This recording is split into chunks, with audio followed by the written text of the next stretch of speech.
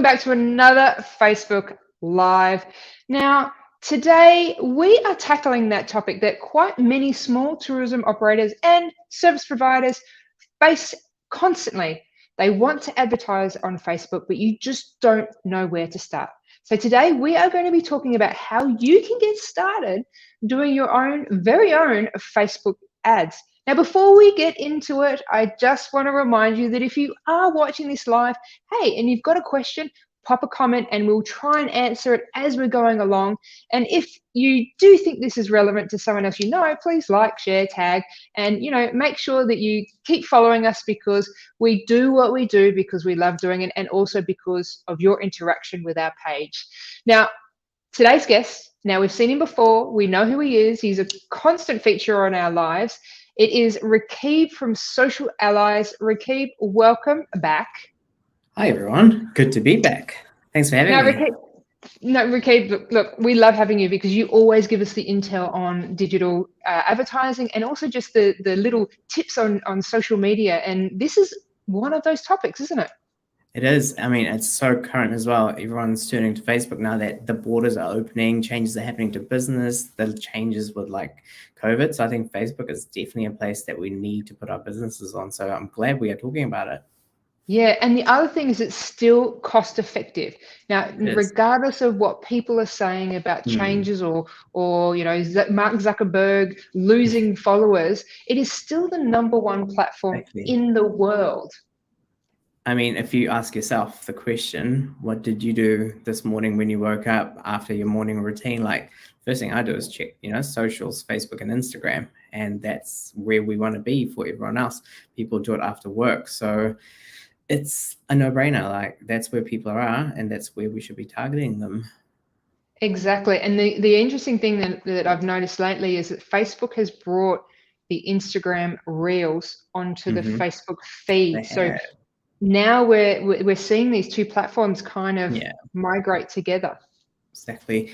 But I think it's also important to note is, even though they've got similar features, the reason they're doing so is because they have different audiences using different platforms. So there might be someone that might not be on Facebook, but they're definitely on Instagram, and vice versa. So, but by doing so, they're making sure that whatever content you're producing can be showcased across the different platforms where they know the wide range of users. I think it was like 97% of people use both networks in the world. So that's massive, Yeah, so like at least one platform or the other. Yeah, no, definitely. Okay, so let's get into it. Where do we start? Where are we going to start today? Well, ideally, I want to go through 3 different major components that people should consider when they think about Facebook ads. But the first one that I want to talk about is like having a strategy in place. I think that's probably the most important thing. Like, people need to know why they're doing this. I'm sure you're a big fan of strategies as well, because you do that on a regular basis for clients. Yeah. But I think it's so important that we focus on that. And to help people answer what a strategy is, it doesn't need to be a 20-page document about why you should be doing Facebook page. It could be a simple 5 to 10 bullet points as to what you're trying to achieve by doing Facebook ads for your business. Just ask yourself some simple questions. Who am I trying to target with running this Facebook ad? Why am I targeting them? Do I want a cold audience coming to my page, or do I want a warm audience? What will you be selling? Like, is there a specific product that you have in mind for your business that you want to showcase? So let's say if you are an accommodation provider, you don't need to focus on the whole accommodation. You could focus on specific promotions that you're running to drive that traffic. Look at who your audience is and like base your strategy on that. Like, what will bring people in for that specific product. And I think that's very important. The reason why I brought up the whole cold audience versus warm audience is you have the option of retargeting people that already know your brand, but do you want the same people coming? Do you still want your, regular clients who already know about you coming in, or do you want brand awareness? So is it better to target the cold audience who's never heard about you, but have similar interests? So these are the things that we should consider in the strategy. Tracy, I think you've always been quite firm on like making sure you understand your audience better as well as part of the strategy. Do you have any tips on that? Like, what should be the key? Totally. I think the thing is that when we are looking at a strategy, it's really important to understand who is our ideal client. And we've got to remember that our ideal client isn't ourselves. So quite often we write ads for ourselves, where we've got to remember to write scripts for the actual audience. And that's probably my main point when we're looking at a target audience and we're developing that strategy. We also need to remember what location are they, where do they, what's their income, or what profession are they in, and what they're interested in. But that kind of goes also into our next topic. But we'll keep to the developing a strategy, but also what you want to get, but also what you want to get out of it too. Exactly. And I think being realistic. One of the things that I wanted, we do, and I think that's why the strategy is so important to have. Instead of just going guns blazing into doing it, why don't you have a plan in place first that answers these key questions? Because if you know the answers to these key questions, you'll know exactly what your objective is, which is that in-between step between deciding what your strategy is and who you want to target as your audience, is knowing what the objective is. So people don't always think about this until they get to the point of setting up the ads on Facebook. But it's important to know, like, am I just wanting people to know about my brand? Is it brand awareness that you're after? Is it that you want leads? Or do you want people calling through? Like, these are some of the objectives that I just want to touch base on. But it's important to know these things as part of the strategy as well, instead of just finding out as you go. Yeah. And one of the things I want to add to that is that when you are looking at a strategy, you may write something, but one thing when it comes to ads is also testing. So you may think you know what your audience wants or what they will react to. So if we take, for example, when we see ads, some have buttons, some don't. Do you direct them, like you said, Ricky, do you direct them to your website? Do you direct them to a landing page? So testing is also really a critical part of your strategy as well. And we quite often hear people talking about A/B testing. So they have the same image, different copy, or different image, same copy. Exactly, which leads us perfectly into the audience segment, which is our topic number 2 that we want to touch base on. And I think what you said hits the mark. Like, it's so important that we know what our audience is and how to target them. So people, when they think about targeting their audience, they only think about, which region should I target? Should I be targeting New Zealand, or should I be targeting, a part of New Zealand? But it's more than just that. You need to be specific on, like you said, what do they engage on? Testing out different messaging. So having split tests to test the messaging. Images might appeal differently to different people. The other thing people forget about is the demographics itself. Like, is this product that you're selling targeted to both genders, or do we need to specify it a bit more? What age bracket does it fit into? These are the things that we need to consider, and then it takes us back to having that plan of play. So as part of your strategy, knowing your audience and determining who you want to target as part of that is very important. An example, we have a client, Tracy, and I work with together, that is based, in Hanna Springs. They want to target, ideal audience would be everyone in New Zealand, while the borders, are closed to the rest of the world.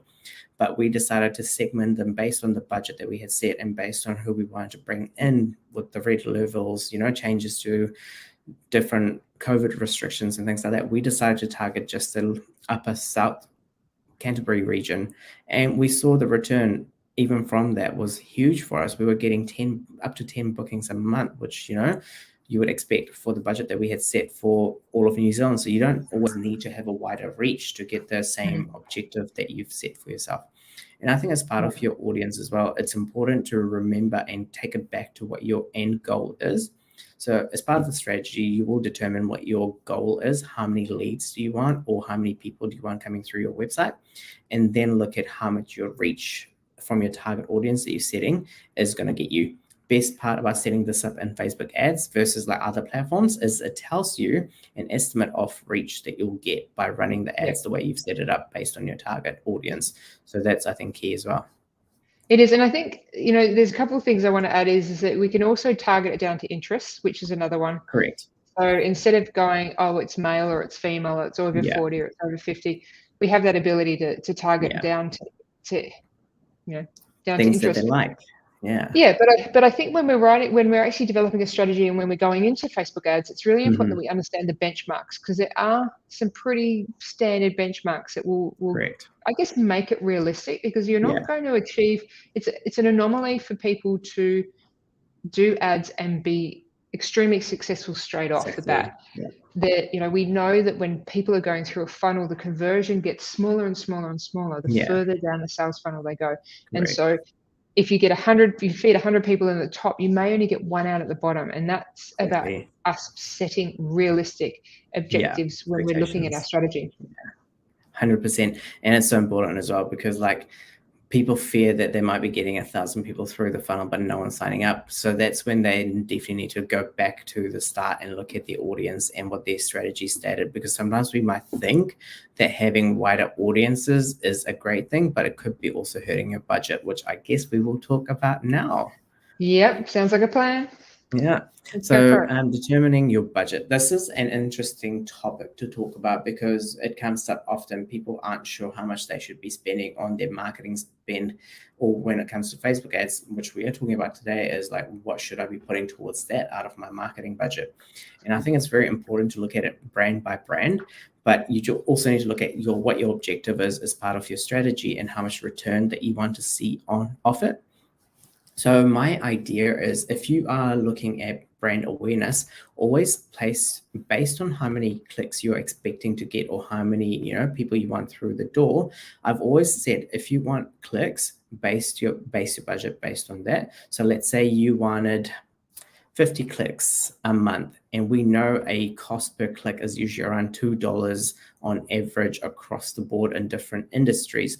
You can go specific to your industry. So just Google what is the cost per click for my industry. Type in your industry, it'll tell you roughly what it should be. But on average, it's usually $2. So for 50 clicks, and we know that per click it's 200, we should at least be looking at $100 budget for that. But obviously, we want to aim for more. I do always recommend to any clients that are working with us that they need to at least have a minimum of $350. Ideal start is 500, but there are businesses that prefer a bit lower, just based on all the changes that are happening and revenue coming in. Start off with $350, see what sort of return you're getting. One thing to note though is a lot of people forget that that's just the ad spend. So if you are working with another agency or another contractor that is helping you run your Facebook ads, that you do have costs associated on top. So this is when I say set your budget. Make sure this is only for the ad spend and nothing else that goes outside of that. Now, when we're talking about ad spend, we're talking about that budget is a month budget, right? Correct. Yeah. Yes. So you do have the option with different platforms to decide what sort of budget you want. But when I say 350 for Facebook ads, I mean 350 a month. When you do put it into the system, it might ask that you put a lifetime value. The lifetime value is depending on how long you want to run the campaign for. So let's say if you were running a promotion that is very specific to a certain product, you can set a lifetime budget. However, if you're going to do a promotion that's ongoing, so let's say if you were just promoting a wine, for example, and you want sales for that wine, and you're going to do this on a month-to-month basis, you can set a monthly budget for that. And the system will either ask you for a daily budget though to cater for that. So let's say if you were doing 350, obviously if you were doing it for a month, you'll divide that up to put the daily amount in.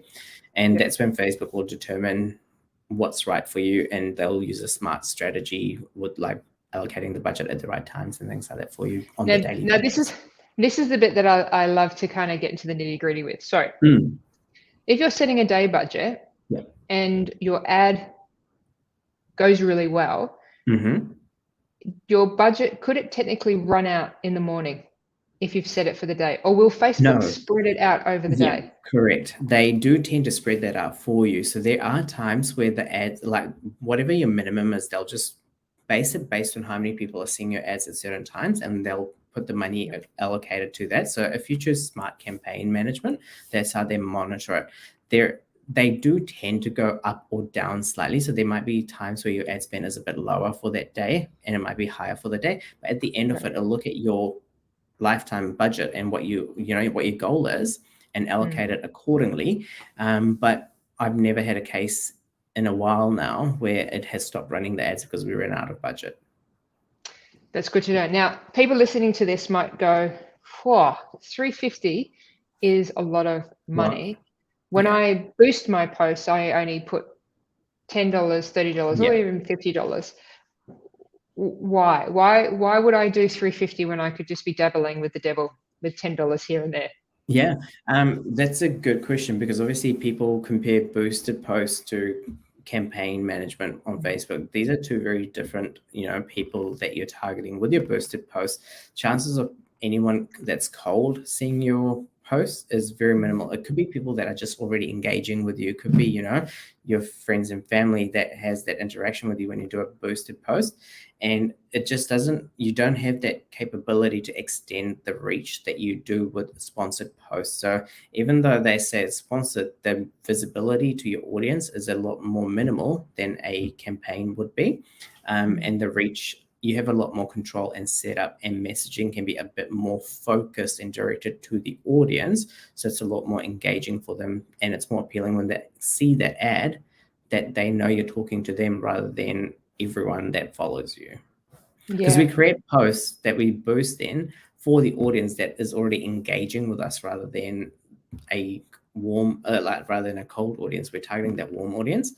Whereas with Facebook ads or Instagram ads, you have the option to target that colder audience that have no idea who you are, but they have an interest in, getting to know more about your business.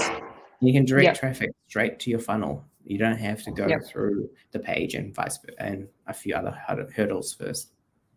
Yeah, and I think that's the thing that's really interesting is that people are scared of Facebook ads because they don't understand that back end. So you move away from, mind you, Business Suite allows you to do boosted posts and also it does, the actual ads now in Business Suite, but the true ads are done in Ads Manager. Yeah, correct.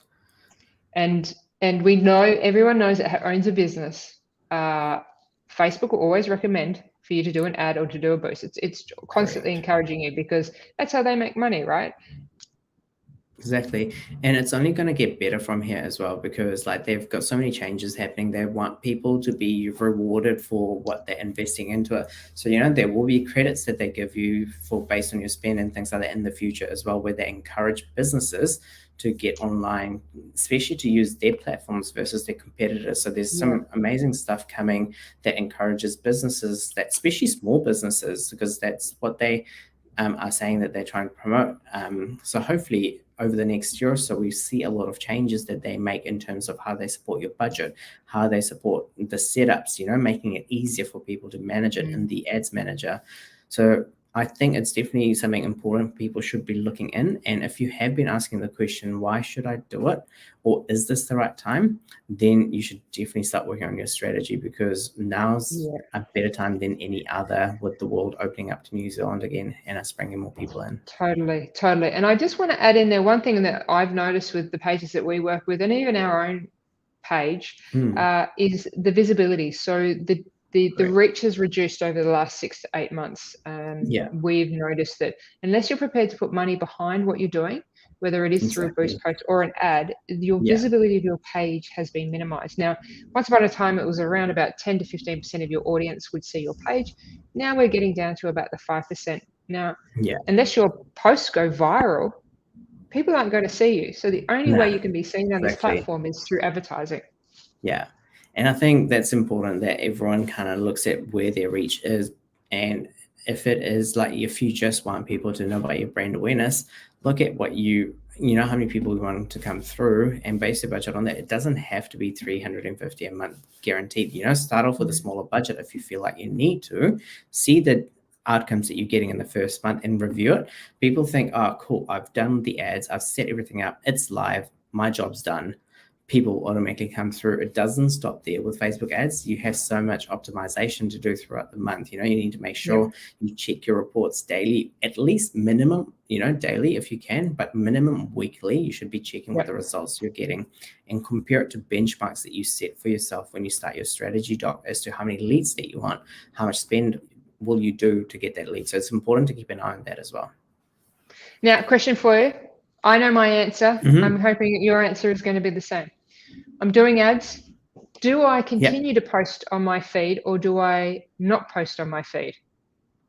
Definitely post in your feed. It's two very different things you're doing. You're targeting by doing a post, you're targeting your organic audience that's already there, and you're creating like a brand awareness, and also you're creating content for your brand so people get to know it a little bit better. Have a strategy in place for that separately, but it is still important. Just because you're running ads doesn't mean you're going to have regular postings done. The ads are shown to audiences that are skimming through those posts to get to that. So do both. Yeah, for me, it's like you've done this ad and I've turned up to your page to take a look, and you haven't posted anything for 6 months. Well, who the hell are you? You've just because you've got a deep pocket doesn't mean you're actually a good product or a good service. So it's about keeping that regular. There has been an increase on how many people look at your brand's like social media page, especially Instagram, over like going on your website first. So they go onto Instagram, and then like most of the times they click on the link that you provide on your profile to go through. So if you're not going to have content on there, they're not going to see that you're active. How the hell are they going to trust you to say that you're current still for them? Yeah, and now if we go back to when Rakeeb, you and I interviewed Rody probably 6 months ago, and there was a comment that was said there that resonated with me, and this is again goes back to the fact that we've got to remember we aren't always the target audience. But Johnny Hendricks mentioned to us that he would search a business on Instagram or Facebook before going to look at it online on the web. Now that is that demographic, so that's that kind of under 30 market, even that are not even bothering doing a search on Google to find a business. They're actually doing it all on social. I mean, I've noticed my parents are doing that now as well. They turn to social media first before they go anywhere. So I think that dynamic of like with COVID has changed so many habits that we've had, and because people are hermits now, staying inside a lot more in front of their phones, like that's just become a habit now where they check social media first before they go anywhere else, because it's just available to them at at their fingertip. So like they get answers. So why don't we serve this message to them on a platter saying, here you go, buy something from me, come visit me, use the opportunity because it's given to you. Yeah, definitely. But we do have to bring up this caveat around the changes that iOS has made with some of the reporting. So obviously last year, Apple platform changed the software so that they could ask the holder of the phone to have the information tracked across platforms. And this significantly impacted Facebook's ability to report. And they've tried to make way where they're still able to provide relevant data, but it's had a few little wobbles along the way, hasn't it?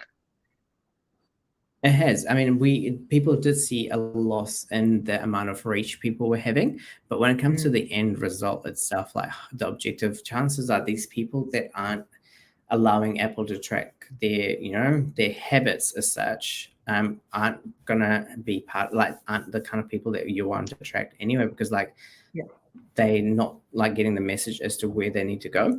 But over time, that's kind of like, now that it's been over a year now, data actually shows that, a lot of people didn't opt in to have that as a barrier. So we didn't see a drop in performance especially in the New Zealand market. We definitely didn't see much of a change because changes to iOS took place.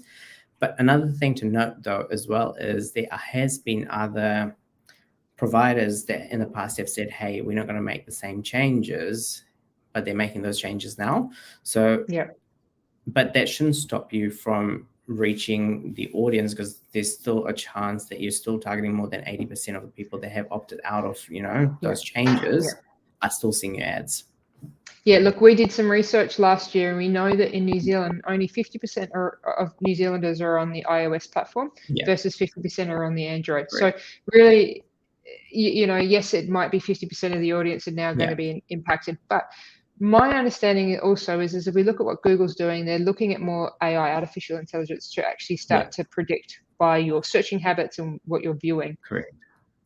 So it kind of takes away from the tracking anyway, because they can see it within their own platforms. Yeah. I think there was a lot of noise, and a lot of that noise was made by different parties as well, not from the direct source. The good thing is we know that they had let us know that they were making these changes and there could be implications on it. But in return, they did help people say that people that did notice or suffer major losses because of these changes, they had other backup plans for you as well. So know that Meta will always have a backup plan to support businesses, as they say. And I think now is better than any other time to sign up or consider doing more work with Meta and Facebook, because they've got a whole new generation of people coming on with it, with the changes that are happening, NFTs, all these big meta changes that we're seeing, things like that will become part of our everyday lives soon. So why not see how you can utilize it from now rather than waiting till it goes off with a bang? Yeah, I totally agree. And I think the thing is, we have to remember, as small business owners, we have control. So if we were to go, if we were going to do an ad in the paper or in a magazine or a billboard, we don't necessarily have control over that. There's certain things that we have restrictions on. We can start and stop an ad whenever we want. We can take it off, redesign it, optimize it, and have it back up in the same day. So there's just so much flexibility when it comes to doing ads on. And it's in your own time. You don't have deadlines, which is the best part. You don't feel that pressure. Exactly. Now, Ricky, to wrap it up, now, is there anything that people should avoid when starting Facebook ads? I think if you are not prepared with the right sort of information in your target audience, you're definitely not going to hit that success mark that you want on running Facebook ads. So make sure that you always have a strategy in place as to what you want to get. So if you don't have that, don't start just yet until you do. And also, if you don't have enough information, like if you're not good at writing copy, if you're not good at deciding what photos will work best, maybe ask someone that does to help you. So ask a family member that might be, in that marketing field, or just get support from us. Feel free to reach out to us and we will be more than happy to go, hey, yep, definitely that should work. Or maybe you should tweak this here and there. So we can definitely help with that as well. But if you're feeling uncertain, that's a sign that you should wait.